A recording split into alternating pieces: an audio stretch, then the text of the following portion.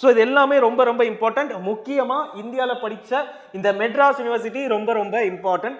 அவங்களோட டெத்துக்கு அப்புறமா வெளியிடப்பட்டதுன்னு கேட்டாங்கன்னா the sceptred flute and includes was that artful. So எப்படி அந்த மக்கள் வந்து அவங்களோட சந்தோஷத்தை எல்லாத்தையும் விட்டுட்டு நம்ம சந்தோஷத்துக்காக நம்ம என்டர்டைன்மெண்ட்டுக்காக அதே நேரத்தில் ரியாலிட்டியான சாரோஃபுல் திங்ஸை பற்றியும் நாங்கள் வந்து பாடியிருக்கோம், பேசியிருக்கோம், அதை பற்றி நாடகம் நடிச்சிருக்கோம். Welcome back to Ustaadian Academy's தினமும் டிஎன்பிஎஸ்சி. ஸோ இன்னைக்கு நம்மளோட வீடியோவில் நம்ம பார்க்கக்கூடிய போயம் என்னன்னு பார்த்தீங்கன்னா, it is wandering singers by the famous poet Sarojini Naidu. So நம்ம பார்க்கக்கூடிய ப்ரோஸ் வந்து wandering singers by Sarojini Naidu. So இப்போ ஃபர்ஸ்ட் எடுத்தோன்னே நம்ம பார்க்க போகிறது ரொம்ப முக்கியமான பார்ட் அபவுட் தி போயட். ரொம்ப ரொம்ப முக்கியம் when it comes to examination. Okay fine. So first நம்ம ஸ்கூல் புக்கில் என்ன கொடுத்துருக்காங்களோ அதை வந்து ரெஃபர் பண்ணுறோம் அண்ட் எக்ஸாம் ஓரியன்டாக அதர் பாயிண்ட்ஸை இங்கே வந்து ரெஃபர் பண்ண போகிறோம். Okay fine. Sarojini Naidu was a famous Indian poet. So first எடுத்தோன்னா nationality is very important and therefore Indian poet and a major freedom fighter. She was given a sobriquet Bharat Kokila, that is the nightingale of India, on account of her beautiful poems and songs. So நீங்கள் இதில் பார்த்தீங்கன்னா அவங்கள கூப்பிடுறது நம்ம எல்லாருக்குமே தெரியும், Nightingale of India அப்படின்னு வந்து கூப்பிடுவாங்கன்னு தெரியும். நிறைய பேருக்கு பாரத் கோகிலான்னு சொல்லி அவங்கள வந்து கூப்பிடுவாங்கன்றது நிறைய பேருக்கு தெரியாது. ஸோ அதை வந்து நோட் டவுன் பண்ணிக்கோங்க. ஓகே, எதுக்காகனா அவங்க வந்து ரொம்ப பியூட்டிஃபுல்லான போயம்ஸ் அண்ட் சாங்ஸ் வந்து அவங்க வந்து எழுதியிருக்காங்க. So that's why she is called as the Nightingale of India. Okay fine. Date of birth ரொம்ப ரொம்ப ரொம்ப ரொம்ப முக்கியம். 13 February 1879 and she was born in Hyderabad. Okay sir, அவங்க எந்த இடத்துல சார் படிச்சாங்க அப்படின்னு பார்த்தோம்னா University of Madras, King's College London, Girton College Cambridge. So அவங்கள பொறுத்த வரைக்கும் 3 இடத்துல வந்து படிச்சிருக்காங்க. ஸோ இது எல்லாமே ரொம்ப ரொம்ப இம்பார்ட்டண்ட். முக்கியமாக இந்தியாவில் படித்த இந்த மெட்ராஸ் யூனிவர்சிட்டி ரொம்ப ரொம்ப இம்பார்ட்டன்ட். ஸோ இதை வந்து எல்லாரும் நோட் டவுன் பண்ணிக்கோங்க. ஸோ எங்கெங்கே படிச்சிருக்காங்க? University of Madras, King's College London, Girton College Cambridge. ஓகேங்களா? நெக்ஸ்ட், இவங்க எந்தெந்த அசோசியேஷன்ஸை சேர்ந்தவங்க? இது கூட இந்தியன் நேஷனல் மூவ்மெண்ட் ஓரியன்டாக இருக்கும். பட் முழுக்க முழுக்க இங்கிலீஷ்லேருந்து கேள்வி கேட்குறதுனா இங்கேருந்து கேட்குறதுக்கு அதிகமான சான்சஸ் இருக்கு. Because it is related to autobiography. Movements, Indian national movement, women's movement. So அவங்களோட போயட்ரி அண்ட் அதர் பப்ளிகேஷன்ஸ் ரொம்ப ரொம்ப இம்பார்ட்டண்ட்டான ஒன்று. என்னது? The golden threshold, the feather of the dawn, the bird of time, the broken wing, the sceptered flute in the bazaars of Hyderabad.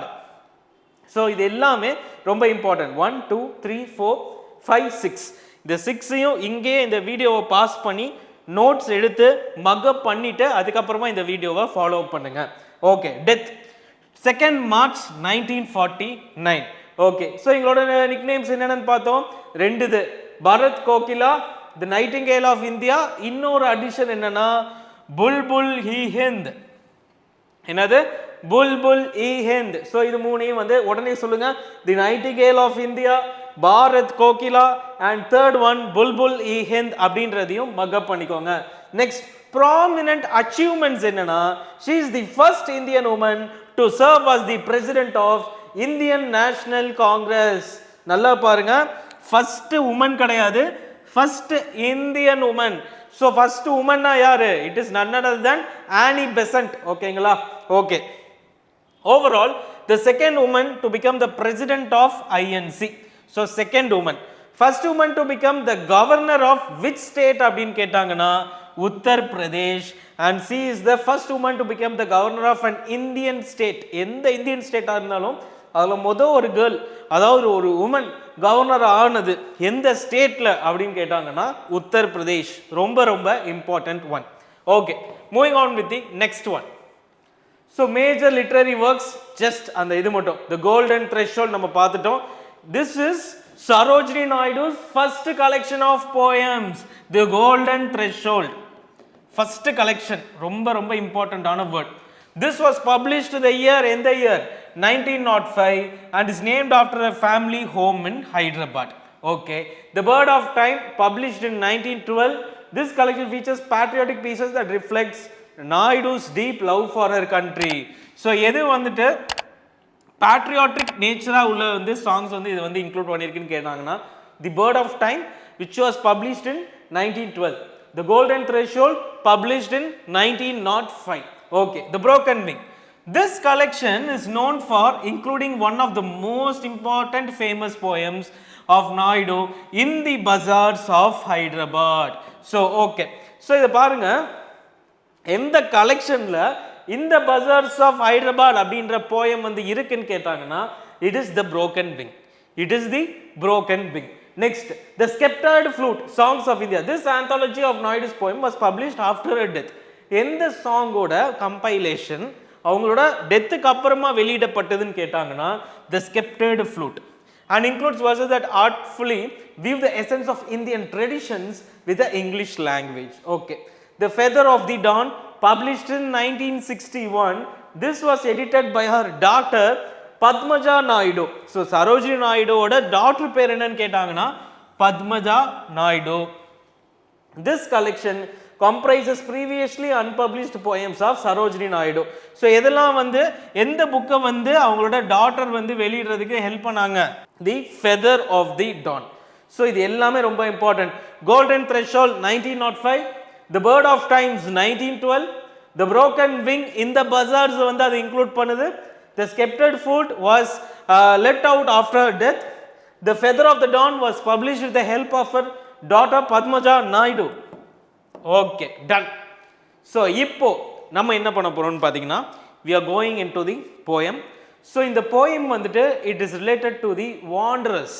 அதாவது நிறைய இடத்துல போய் நாடகம் செய்கிறவங்க, பாட்டு பாடுறவங்க, இந்த மாதிரியா இருக்கிறவங்கள தான் பார்த்துட்டு த வாண்டரிங் சிங்கர்ஸ் அப்படின்னு சொல்லி இந்த இதில் வந்து நம்ம பார்க்க போகிறோம்.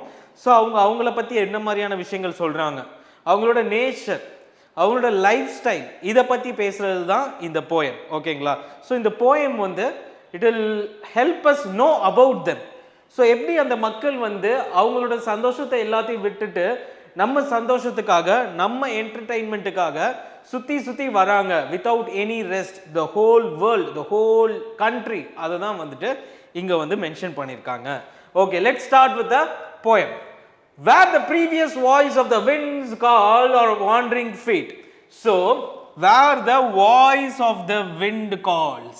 So, இந்த இடத்துல வந்து என்ன சொல்றாங்கன்னா வாய்ஸ் ஆஃப் த விண்ட்னா ஒன்றும் இல்லை, அந்த விண்டோட ப்ரீஸ் எங்கெங்கெல்லாம் அடிக்குதோ, இந்த உலகத்தில் எங்கெங்கெல்லாம் அதோட காற்று பரவி கிடக்குதோ, அந்த ப்ரீஸோட சவுண்டு பரவி கிடக்குதோ அதை வாய்ஸ்ன்னு சொல்கிறாங்க. அங்கே எல்லாமே எங்களோட ஃபூட் ஆனது, வாண்டரிங் ஃபூட் ஆனது கண்டிப்பாக அந்த பக்கம் செல்லும் அப்படின்றத ஃபர்ஸ்ட் பாயிண்ட்ல சொல்கிறாங்க.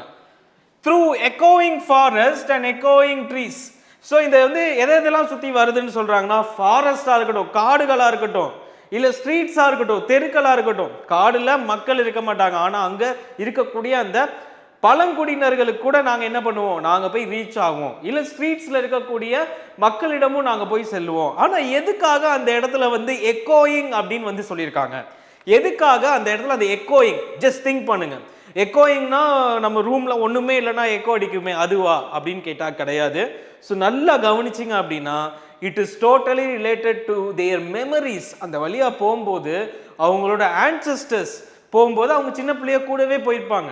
ஸோ அந்த மாதிரியான நினைவுகள், அந்த மாதிரியா இருக்கக்கூடிய அந்த ஃப்ளாஷ்பேக்ஸ் வந்து அவங்கள வந்து என்ன பண்ணுதான், இட் இஸ் எக்கோயிங் டு தேர் இயர்ஸ் அப்படின்னு வந்து சொல்றாங்க. ஸோ அதுதான் வந்துட்டு எக்கோயிங் ஃபாரஸ்ட், எக்கோயிங் trees with lutes in our hands ever singing we roam. So lutesன்றது ஒன்றும் கிடையாது, it is a musical instrument which is played by the mouth. So அதை வச்சு அவங்க என்ன பண்ணுறாங்கன்னா, அதை வந்து என்ன சொல்லியிருக்காங்கன்னா அவங்க ஹேண்ட்ஸில் அந்த வச்சுக்கிட்டே அப்படியே பாடிக்கிட்டே வந்து அவங்க செல்வாங்க அப்படின்றத சொல்லியிருக்காங்க. All men are a kindred, the world is our home. So இந்த இடத்துல என்ன சொல்கிறாங்கன்னா, இந்த உலகில் இருக்கக்கூடிய அனைத்து மக்களும் என் கூட பிறந்தவங்க, kindred, the world is our home, எங்களுக்கு இந்த உலகம் தான் எங்களோட வீடு அப்படின்றத இந்த லைன்ல ரொம்ப டச்சிங்காக பேசியிருக்காங்க. ஓகேங்களா? இந்த எக்கோயிங் ஃபாரஸ்ட்டுக்கான அர்த்தம் தான் இதில் ரொம்ப முக்கியம். மற்றது கூட நீங்கள் என்ன பண்ணிடலாம், ஓரளவுக்கு புரிஞ்சுக்கலாம். Are lays are the cities whose lustre is shed. So இதில் என்ன சொல்கிறாங்கன்னா அவர்களுடைய கதைகள் வந்துட்டு என்ன பண்ணியிருக்குன்னா அந்த காலத்தில் இருக்கக்கூடிய அந்த பெரும் பெரும் சிட்டிஸை பற்றியும் பேசியிருக்காங்க, அந்த மாதிரியான பாடல்கள் பாடியிருக்காங்க. பட் என்ன ஆயிடுச்சுன்னா இன்னைக்கு அதோட பியூட்டி வந்து என்ன ஆயிடுச்சுன்னா ஷெட் ஆயிடுச்சு. அதோட பியூட்டிஸ்லாம் இன்னைக்கு காணோம். The laughter and beauty of women long dead. அந்த காலத்தில் இருந்த பெண்கள், உமன், அவங்களோட சிரிப்பு, அவங்களுடைய அழகு, அதை பற்றிலாம் நாங்கள் பாடியிருக்கோம். பட் இன்னைக்கு அவங்க யாருமே இல்லை. The sword of old battles, the crown of old kings. The sword of old battles ன்றது எதை பற்றி பேசுது? It is talking about the wars between two kingdoms. அதுதான் வந்து இந்த இடத்துல the sword of old battles, அதை பற்றியும் நாங்கள் பாடியிருக்கோம். The crown of old kings.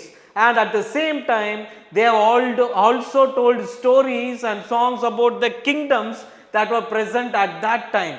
So யாரை வந்து சக்சீட் பண்ணா, யார் வந்து யாரை வந்து ஆக்கிரமிப்பு பண்ணா, ஸோ அதை பற்றியும் நாங்கள் வந்து பேசியிருக்கோம். And happy and simple and sorrowful things. So நாங்கள் அதே நேரத்தில் சந்தோஷமான விஷயத்தை பற்றியும் பேசியிருக்கோம், சிம்பிளாக இருக்கக்கூடிய விஷயத்தை பற்றியும் பேசியிருக்கோம். அண்ட் அதே நேரத்தில் எல்லாமே சந்தோஷமாகவும் சிம்பிளாக மட்டும் நாங்கள் பேசினது கிடையாது. அதே நேரத்தில் ரியாலிட்டியான சாரோஃபுல் திங்ஸை பற்றியும் நாங்கள் வந்து பாடியிருக்கோம், பேசியிருக்கோம், அதை பற்றி நாடகம் நடிச்சிருக்கோம் அப்படின்றத இந்த இடத்துல மென்ஷன் பண்ணுறாங்க. ஸோ இது ரொம்ப ரொம்ப முக்கியம். லேஸ்னா சாங்ஸ் அண்ட் ஸ்டோரிஸ். ஸோ அவங்களோட songs and stories are about the cities whose lustre is shed அப்படின்ற பற்றியும் அவங்க வந்து சொல்கிறாங்க. ஸோ இப்போ இந்த மீனிங் இதுக்குள்ளே பொருத்தி பாருங்க. Are song stories of cities, உங்களுக்கு புரியும் நினைக்கிறேன். Okay fine. ஸோ இப்போ அடுத்து last, what hope shall we gather, what dreams shall we sow, where the wind calls are wandering footsteps we go. So இப்போ என்ன சொல்கிறாங்கன்னா நாங்கள் இப்படியே வந்து போகிற இடத்துல நாங்கள் வந்து எங்கெங்கெல்லாம் காற்றடிக்குதோ அந்த சைடில் நாங்கள் போகிறோம், அங்கே தான் எங்களோட ஃபுட்டு போகுது. ஸோ அப்படிப்பட்ட எங்களுக்கு வாழ்க்கையில் என்ன ஹோப் இருக்க போகுது, வாழ்க்கையில் என்ன ஹோப் இருக்க போகுது, அதே நேரத்தில் எங்களுக்குன்னு என்ன தனியாக ஒரு கனவு இருக்க போகுது அப்படின்றத இந்த இடத்துல வந்து கேள்வியாக வைக்கிறாங்க as a question mark. Where the wind calls or wandering footsteps we go.